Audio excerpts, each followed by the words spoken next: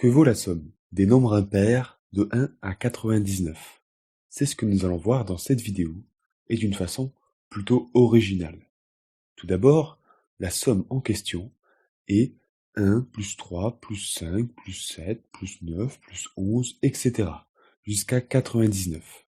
Et oui, les nombres impairs, ce sont les nombres que l'on trouve en comptant de 2 en 2 à partir de 1. Dans la somme, le nombre après 11, c'est donc 13. Bon alors, combien vaut cette somme? Commençons par calculer le début de la somme, et regardons-la jusqu'à 13. C'est plus facile, et cela nous permet de mieux la comprendre. Essayons de la représenter avec des petits carrés. Un petit carré correspond à une unité. Pour représenter la somme, je dessine autant de petits carrés qu'il y a d'unités dans les nombres de ma somme. Le résultat de ma somme, c'est donc le nombre total de petits carrés. Mais essayons de les ranger un peu.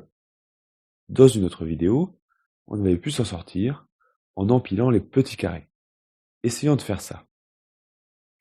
J'ai au départ un petit carré, puis 3 petits carrés, puis 5, 7, 9, 11 et 13 petits carrés.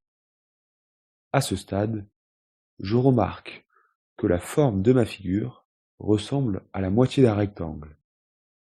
Si je dessine l'autre moitié, j'obtiens un rectangle en entier. Ici, le nombre de petits carrés qui composent mon rectangle, c'est 2 fois le résultat de ma somme. Cela correspond donc au double du résultat de ma somme. Mais cela correspond aussi à l'aire du rectangle. Avec cette idée, je peux trouver la somme des nombres impairs jusqu'à 13, puis jusqu'à 99. D'ailleurs, je t'invite à faire la pause et à y réfléchir avant de continuer la vidéo. En fait, on peut encore faire mieux représenter les choses. Il y a une autre manière, plus élégante à mon sens, qu'avec le rectangle. C'est une manière qui nous permet de faire apparaître cette fois un grand carré. Regardons-la. D'abord, lorsque j'ajoute 1, j'ai un petit carré. Ensuite, j'ajoute 3 petits carrés. Et pour faire un grand carré, après réflexion, je peux faire comme ça. Lorsque j'ajoute 5 petits carrés, je peux faire de même en agrandissant les côtés du grand carré rouge. Puis, j'ajoute 7 petits carrés. Et je peux continuer de la même façon avec 9, 11 et 13. C'est toujours la même chose. Et là, je remarque que l'aire du grand carré, c'est exactement le résultat de ma somme. À chaque fois que j'ajoute un nombre dans ma somme, les côtés du grand carré augmentent de un petit carré. Autrement dit, lorsque je regarde un côté du carré, sa longueur, c'est le nombre de termes qu'il y a dans ma somme. Ici, il y a 7 termes, et les côtés du grand carré font bien 7 petits carrés de longueur. Ainsi, j'ai 7 fois 7 petits carrés, soit 49 petits carrés. C'est le résultat de ma somme, qui va jusqu'à 13. L'idée est d'appliquer cette méthode pour calculer la somme des nombres impairs jusqu'à 99. Mais est-ce que c'est toujours possible de construire au fur et à mesure un grand carré rouge? D'abord, rappelons-nous que les nombres impairs, ce sont les nombres que l'on trouve en comptant de 2 en 2 à partir de 1. Autrement dit, les nombres impairs sont de la forme 1 plus des paquets de 2, donc de la forme 1 plus quelque chose fois 2, 1 plus un nombre fois 2.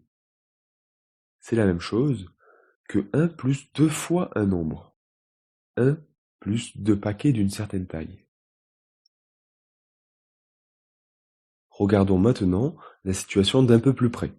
Au départ, j'ai un bloc, et la longueur du grand carré rouge fait un petit carré. 1, c'est une unité, plus 2 paquets de 0. Ensuite, j'ajoute 3. 3, c'est une unité, plus 2 paquets de 1. je peux mettre mes deux paquets, chacun d'un côté du grand carré rouge, et mon unité dans le coin en haut à droite, pour avoir un nouveau grand carré. Ce nouveau grand carré a ses côtés qui mesurent, cette fois, deux petits carrés. Ensuite, j'ajoute 5. Et 5, c'est une unité plus deux paquets de 2. Je peux une nouvelle fois mettre mes deux paquets, chacun d'un côté du grand carré rouge, et mon unité dans le coin en haut à droite, pour avoir un nouveau grand carré, qui cette fois a ses côtés qui mesurent 3 petits carrés. Lorsque j'ajoute 7, comme 7 c'est une unité plus deux paquets de 3, je peux faire de même, et les côtés du grand carré augmentent de 1.